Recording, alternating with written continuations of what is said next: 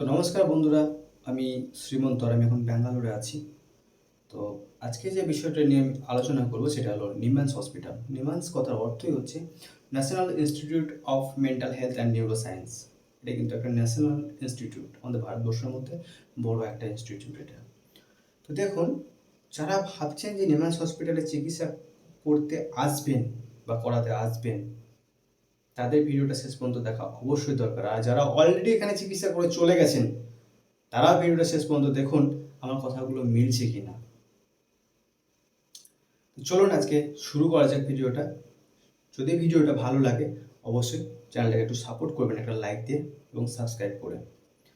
তো দেখুন বন্ধুরা, আমরা সাধারণত ওয়েস্ট বেঙ্গল থেকে যারা আসি বা আমাদের বাঙালি যে পরিবার, মানে আমাদের ওয়েস্ট বেঙ্গল, বাংলাদেশ, ত্রিপুরা, আদার্স, যে আমরা বাংলায় মানে বাংলাভাষী যে মানুষজনগুলো সাউথ ইন্ডিয়া আমরা ট্রিটমেন্টের জন্য আসি। কেন আসি? আমরা বেটার ট্রিটমেন্ট পাবো বলে, হয়তো খরচাটা একটু কম হবে, তার জন্য আমরা আছি। আমি গতকাল ওখানে গেছিলাম একটা পেশেন্ট নিয়ে। এক ভদ্রলোক, তিনি হিন্দিটাও ঠিকঠাক বলতে পারেন। আমাকে অনেক রিকোয়েস্ট করার পর আমি কিন্তু গেছিলাম। প্রথমে যাওয়ার পর ডক্টরবাবু আমাকে জিজ্ঞাসা করলেন যে উনি কে হয়। আমি বললাম এটা আমার ফ্রেন্ড হয়, তো উনি মায়ের ট্রিটমেন্ট করবে, ওনার একটু ল্যাঙ্গুয়েজ প্রবলেম আছে যে কারণে আমি এসেছি। ওকে।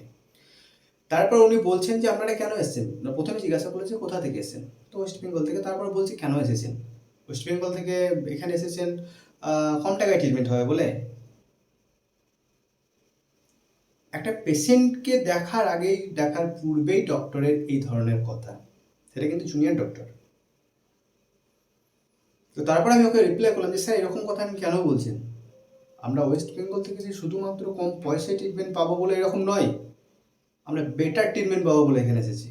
আমরা ইনস্টিটিউশনের যে নাম সেটা শুনে আমরা এখানে এসেছি। আমরা বেটার ট্রিটমেন্টের আশায় এখানে এসেছি, শুধু পয়সা কমের জন্য নয়। আমরা তো অনেকে জমি বাড়ি বিক্রি করে, বন্ধ করে, লোন নিয়ে এখানে এসে ট্রিটমেন্ট দেখাতে, পারলে তো ওখানেও দেখাতে পারি আমরা। তখন উনি কিন্তু আমার কথাটা এড়িয়ে গেলেন। তারপর আমাকে বলছি যে আপনি কি করেন বা আপনি মানে এনাদের কে হন। তখন আমার ডিটেলসে জিজ্ঞেস করছি আমি কথাটা বলার সাথে সাথে। তো তারপরে আমি ওনাদেরকে বললাম যে আমি এরকম ব্যাঙ্গালোরে আমি জব করি, মেডিকেল ফিল্ডে আছি, আমি এখন ওটি স্টাফ নার্স, অ্যাসিস্ট নার্সে আমি কাজ করি এখন। তখন কিন্তু উনি যে কথাগুলো বলছিলেন সেগুলো অ্যাভয়েড করে পেশেন্টের দিকে ধ্যান দিলেন। তারপরে পেশেন্টকে যথাযথ উনি এক্সামিনেশন করলেন। তারপর মানে আগের প্রসেসটা উনি যতটা ওনার ক্যাপাসিটি আছে তার থেকে বেশি কিছু ইনফরমেশন উনি কালেক্ট করছেন, আমার যতটা ধারণা। তো দেখুন বন্ধুরা, আপনারা যারা নিম্যান্স হসপিটালের ট্রিটমেন্টের জন্য আসছেন তাদেরকে আমি একটা কথা স্পষ্ট বলে দিতে পারি, বা যারা করে গেছেন তারাও মিলিয়ে নেবেন আমার কথাটা। ওখানে ভালো ট্রিটমেন্ট পান বা না পান, বা পাবেন কিনা আমি জানি না, ওখানে সব থেকে বেশি যে জিনিসটা পাবেন সেটা হলো দীর্ঘ টাইম এবং দীর্ঘ দিন অপেক্ষা। যে কাজটা আপনার 10 মিনিটের কাজ, সেই কাজটা আপনার 10 ঘন্টা লাগবে। সকালে যাবেন, বিকেল 5টায় আসবেন। সকালে আপনি রাত্রে লাইন দেবেন। পেশেন্ট ফ্যামিলিরা রাত্রে লাইন দেয় ওখানে, যাদের অনলাইনে অ্যাপয়েন্টমেন্ট নেওয়া থাকে না তারা রাত্রে লাইন দেয়। রাত্রে লাইন দেওয়ার পরে বিকেল 5টা পর্যন্ত স্টিল তাদেরকে বসিয়ে রাখে।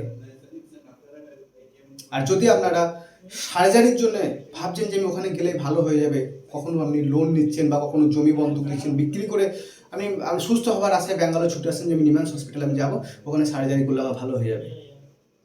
কিন্তু বন্ধুরা, এরকম যারা ভেবে আসছেন তারা সব থেকে বড় ভুল করছেন, যে ওখানে কম টাকায় সার্জারি হয়ে যাবে, আমি এইরকমভাবে টাকা পয়সা ম্যানেজ করে আমি ব্যাঙ্গালোর যাই, তাহলে হয়তো আমার ভালো হয়ে যাবে। কখনো করবেন না। একটা সার্জারি ওখানে, ইমার্জেন্সি সার্জারি, 4 মাস ডেট দিচ্ছে। আমি কালকে যে পেশেন্টটা নিয়ে গেছিলাম তিনি চলতে পারে না, হঠাৎ করে তার স্পাইনালে একটা ব্যথা ধরে, তারপর থেকে এক সাইড অবশ হয়ে গেছে, প্যারালাইসিসের মতন অবস্থা, মানে সেন্সলেস হয়ে গেছে, পায়ে কোনো সেন্স নেই, মানে প্যারালাইসিসের পর্যায়ে। উনি এক্সামিনেশন করার পরে বলছেন যে 4 মাস পরে সার্জারি হবে। ওই পেশেন্টের কন্ডিশন 4 মাস পর ওই অবস্থায় আর থাকবে? ওর থেকে তো অনেক বেশি, অনেক খারাপ অবস্থায় চলে যাবে 4 মাস পরে। একটা পেশেন্টকে আমি কীভাবে আমি 4 মাস ফেলে রাখবো যে ওই অবস্থাতে ওই পেশেন্টটাকে আমি।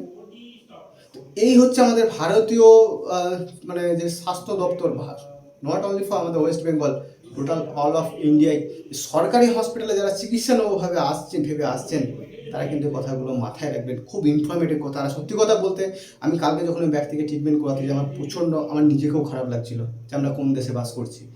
আমি কালকে ওটা ওনার মা ছিল, যদি আমার মা হতো তাহলে বিষয়টা তো একই জিনিস, যে আমি আজকে ট্রিটমেন্টের আশায় আমি আমি মাকে নিয়ে এসেছি এখানে, সেখানে আমাকে 4 মাসের একটা লং টার্ম দিচ্ছি, লং টাইম দিচ্ছি, যেটা আমাকে অপেক্ষা করতে হবে। বন্ধুরা আপনারাই বলবেন যে আমি যে কথাগুলো বলছি এগুলো সঠিক কিনা। তো দেখুন, অ্যাকচুয়ালি আমরা বেশিরভাগ মানুষ বাংলা থেকে যারা আসছি একটা ট্রিটমেন্টের আশায়, তো তাদেরকে আমি একটা অনুরোধ করব, আপনারা যখন ট্রিটমেন্টের আশায় এখানে আসছেন, নিমান্স হসপিটাল হোক, সাইবাবা হসপিটাল হোক, সাথে কিছু টাকা আপনারা অ্যারেঞ্জ করে নিয়ে আসবেন।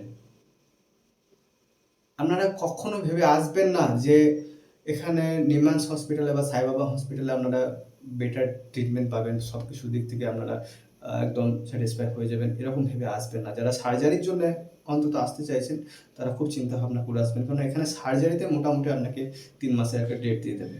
যে কোনো সার্জারি, একজনের ব্রেন টিউমার, ওনাকে বলছে আপনাকে কিছু করার নেই, আমাকে 3 মাস 4 মাস অপেক্ষা করতে হবে, সে বসে টিউমারটাকে আরও একটু বৃদ্ধি হতে দেবে, 3-4 মাস পরে সার্জারিটা ওখানে করবে। আসলে মেন বিষয় হচ্ছে ওখানকার ক্যাপাসিটি হচ্ছে দিনে 100 পেশেন্ট দেখার, হয়তো 10টা সার্জারি দিনে ক্যাপাসিটি ওখানকার, ওই হসপিটালের যে ক্যাপাসিটি সেটা হচ্ছে 100 হয়তো আউটডোর পেশেন্ট, আর 10টা হয়তো সার্জারি কি 5টা সার্জারি ক্যাপাসিটি ওখানে আছে আপাতত অ্যাভেলেবেল। কিন্তু ওখানে আউটডোর পেশেন্ট হয়ে যাচ্ছে 500 কি 1000, 500 থেকে 1000 পর্যন্ত পৌঁছে যাচ্ছে, অনলাইন অফলাইন নিয়ে 500 থেকে 500-র উপর 1000 পৌঁছে যাচ্ছে। আর সার্জারি ডেট যেটা 10টা থাকলে সেখানে 100টা প্রত্যেকদিন সার্জারি কীভাবে করবে? আর আপনারা কি ভেবে আসছেন যে ওখানে সার্জারিটা বেটার পাবেন? ওর ক্যাপাসিটি আছে 10টা, সার্জারির লাইন করছে 100টা, মানে একদিনে 100টা সার্জারি হচ্ছে, তাহলে আপনারা কি ভেবে আসছেন যে ওখানে সার্জারিটা বেটার হতে পারে? আমি কিন্তু কিছু খুঁজে পাই না।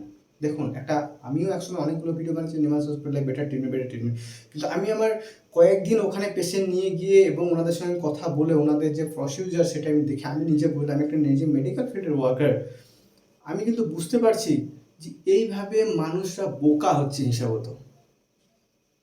সরকারি হসপিটাল আপনি আপনার নিয়ার বাই যেখানে ট্রিটমেন্ট করাচ্ছেন, সেম ট্রিটমেন্ট এখানেও, একদম সেম ট্রিটমেন্ট। সব থেকে যেটা বাজে বিষয় আপনার সঙ্গে হবে সেটা হলো আপনার সাথে ব্যবহার খারাপ, যেটা আপনি আশাই করে আসেননি। একটা ডক্টর, আমি যখন এখানে এসেছি ওয়েস্ট বেঙ্গল থেকে, উনি জিজ্ঞাসা করার দরকার ছিল আপনি ঠিক আছে আপনার কি অসুবিধা, আপনি কেন এসেছেন, মানে কিসের জন্য এসেছেন, সেটা না জিজ্ঞাসা করেই বলছে যে আপনি কেন এসেছেন, আপনার কি টাকা কমে চিকিৎসা হবে সেই ভেবে আপনি এখানে চলে এসেছেন? এটা কোনো ডক্টরের কথা? আর সেই ডক্টরের কাছে ট্রিটমেন্ট করালে আপনি ভালো হবেন, সুস্থ হবেন? এবার ভেবে দেখছেন আমি যে কথাগুলো বলছি? তো বন্ধুরা, যারা ট্রিটমেন্ট করাতে ব্যাঙ্গালোর আসছেন, বিশেষত আমি তাদের উদ্দেশ্যে বলছি, যারা জমি বাড়ি বন্ধক দিচ্ছেন, লোন নিচ্ছেন লোকের কাছে সুদে টাকা ধার করে ব্যাঙ্গালোরে ট্রিটমেন্ট করাতে আসছেন, ভাবছেন যে ট্রিটমেন্ট করালে হয়তো আমি বা আমার পরিবার যার জন্য আসছেন হয়তো সুস্থ হয়ে যাবে, একটু চিন্তা ভাবনা করে আসবেন। ট্রিটমেন্ট ভালো আছে প্রাইভেট সংস্থাতে, অ্যাকুরেট ট্রিটমেন্ট আছে, আপনার দায়িত্ব নিয়ে ট্রিটমেন্ট করবে, কিন্তু সেখানে অনেক টাকা। তো দেখুন বন্ধুরা, যারা সরকারি হসপিটালে ট্রিটমেন্ট করানোর আশায় আসছেন তারা কিছুটা টাকা একটা অ্যারেঞ্জ করে আসবেন, যাতে আপনার ওখানে, আমি জানি নিমান্স হসপিটালে বেশিরভাগ মানুষ এখন স্যাটিসফাই হয় না ট্রিটমেন্ট করে, তো প্রাইভেটে যেন আপনি একটু বেশি ট্রিটমেন্টটা করিয়ে বাড়ি যেতে পারেন, যে টাকাগুলো আপনি নিয়ে আসছেন কষ্ট করে সেগুলো যেন বৃথায় এখানে ঢেলে দিয়ে বাড়ি যাবেন না, কিছু যেন একটু যেন আমি একটা ভালো জায়গা অন্তত দেখিয়েছি, এরকম একটা শান্তি নিয়ে বাড়ি যাবেন, দেখবেন আপনি নিজেই অনেকটা সুস্থ বোধ করছেন। আর যদি যে টাকাগুলো নিয়ে আসেন এগুলো নিমান্স হসপিটাল দেখানোর পর রুম ভাড়া দিয়ে থেকে কি আপনি বাড়ি যাচ্ছেন, আরও অসুস্থ হয়ে যাবেন। আজকের ভিডিওটা এই পর্যন্তই, আর বলবো না, আমার মানে নিজেরই একটা খারাপ লাগছে। তো যাই হোক, ভালো থাকবেন, সুস্থ থাকবেন, ধন্যবাদ।